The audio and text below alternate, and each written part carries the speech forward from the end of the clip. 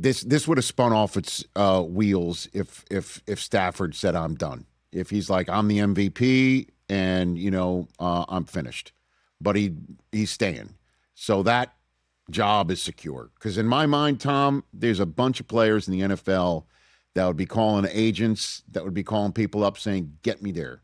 Get me there, get me out of here, get me there. Mm-hmm. So we're removing that.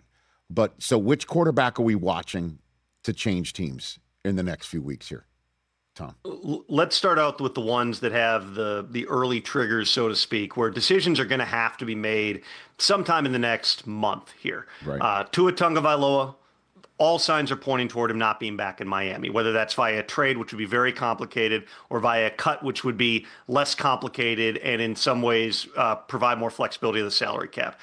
Kyler Murray, it's nothing is final or firm on that front yet, but certainly I would say it is likely that Kyler Murray has played his last down for the Arizona Cardinals. He's got an even more complicated contract because he's got a rolling guarantee in 2027 that would vest if he's still on the roster next month.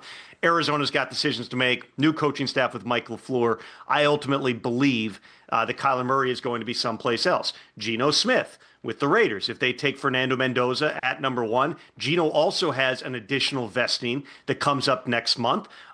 They just hired Mike LaFleur officially a couple of days ago, so they're working through that process. But I would tell you teams within the league are anticipating that Geno Smith is going to be available.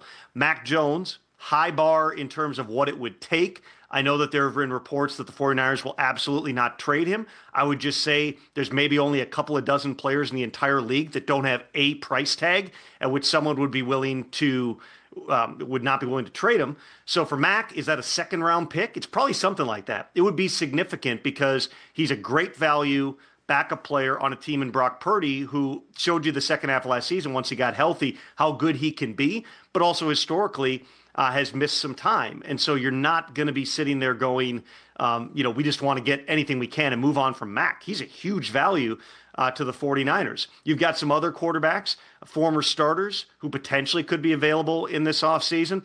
What do the Colts do with Anthony Richardson? If presumably they get Daniel Jones back, which we talked about this on game day morning, every plan is that he's going to be back in Indy. He wants to be there. The Colts want to work out a deal.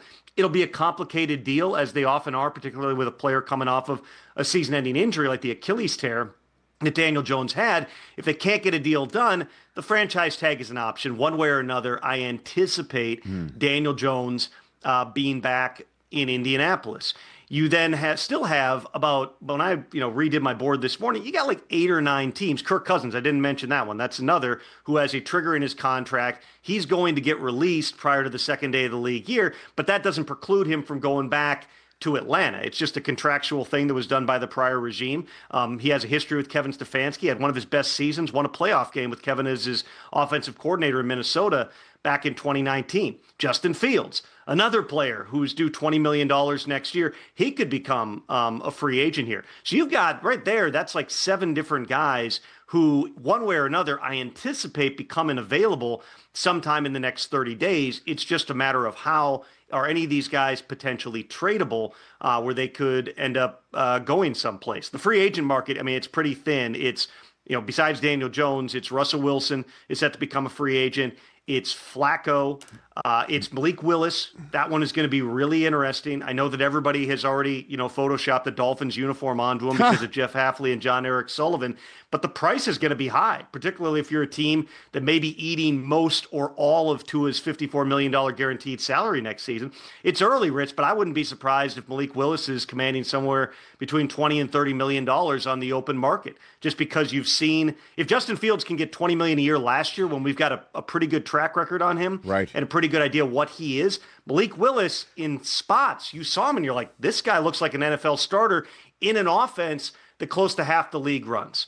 Beyond that, in free agency, you're down into the Jimmy Garoppolos and Marcus Mariotas of the world. So the trade market and the cut market is going to be a big piece of what teams are looking at.